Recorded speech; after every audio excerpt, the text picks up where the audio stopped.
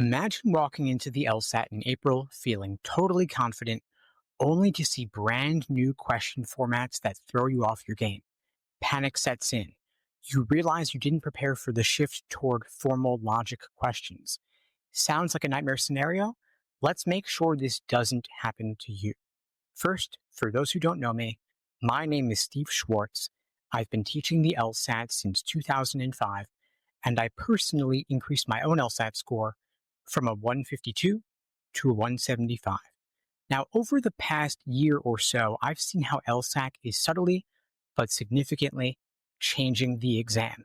These changes are crucial if you're taking the LSAT in April or beyond. My goal today is to share everything I know about these changes so you can adapt your LSAT study plan accordingly and walk into the LSAT feeling calm, collected, and confident. Before I dive into the specifics, let me address a question I get all the time. Why should I trust these predictions? Well, here's what's been happening in the LSAT world. Countless test takers have been coming back to me and others sharing that they've seen an increased frequency of questions testing formal logic, numbers versus percentages, and conditional reasoning concepts. These new question patterns aren't anecdotal, they're being reported at scale. And the new unscored experimental sections on recent LSATs have been loaded with new variations of those formal logic questions. Historically, LSAC has used the extra unscored experimental section to field test questions that may become more prominent on the scored sections in the future, and this is exactly what we're seeing right now.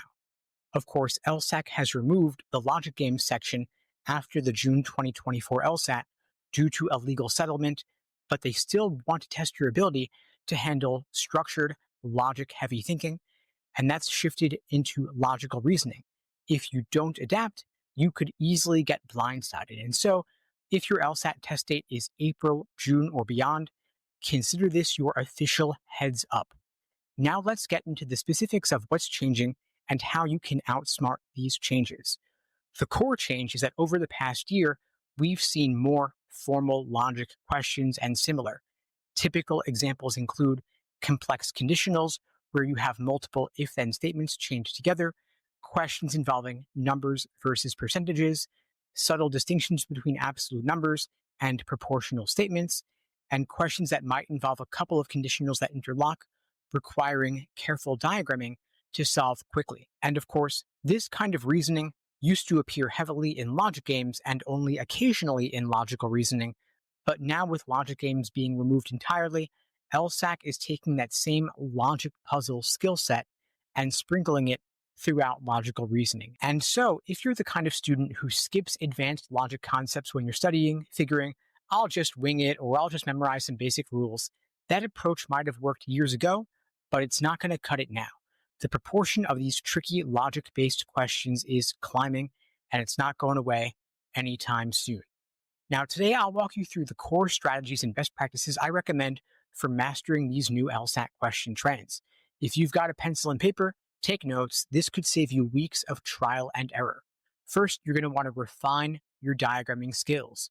Most of logical reasoning is informal logic where diagramming is not useful, but in these particular questions, diagramming is not going to slow you down. If anything, it'll speed you up. It also reduces your mistakes, and so you want to diagram effectively using clear symbols like arrows and variables. You want to mark contrapositives, and you want to practice these repeatedly so it becomes second nature, it becomes muscle memory.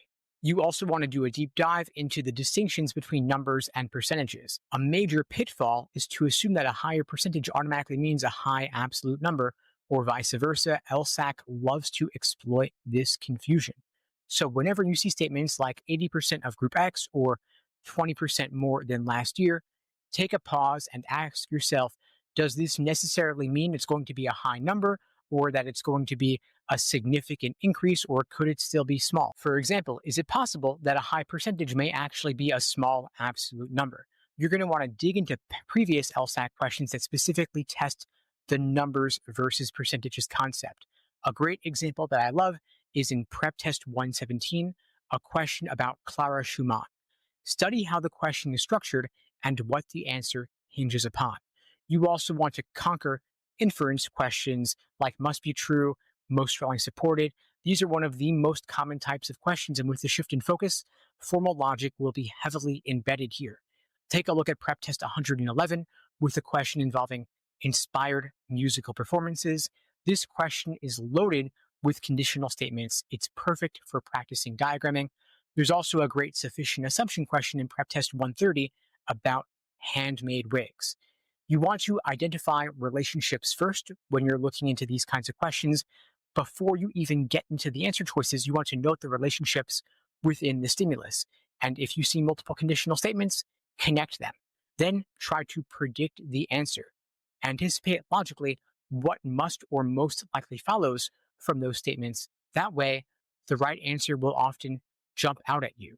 At this point, you might be thinking, okay, this is a lot of information. And yes, it is, but you don't have to figure it all out by yourself. At LSAT Unplugged, we're glad to help you out. We offer private one-on-one coaching and small group classes specifically tailored to the new LSAT format. And of course, we've updated all of our materials to reflect the changes, not just, of course, the removal of logic games, but more in-depth lessons on formal logic, conditional reasoning, and numbers versus percentages questions. And so if you want to cut the learning curve and study with folks who've helped countless students jump 10, 20, even 30 points or more, check out the links below to book a call with me and my team. We'd be glad to help you out. We'll talk you through your goals, where you're currently scoring, and figure out how you can maximize your potential come test day. And so let's talk through some common LSAT prep mistakes related to these changes and how you can avoid them. The first big mistake is to rush through formal logic. A lot of students might skip the if A then B approach because it feels dry or time consuming, but this is a huge mistake. You want to slow down and master the fundamentals, practice them every single day.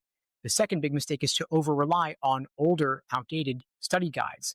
Many LSAT books published years ago focus heavily on logic games because they were the most intimidating and potentially exciting portion of the test, and they're light on advanced formal logic in logical reasoning. So you're going to want to use up-to-date materials that reflect the new test structure and make sure you're taking practice tests that were recently released.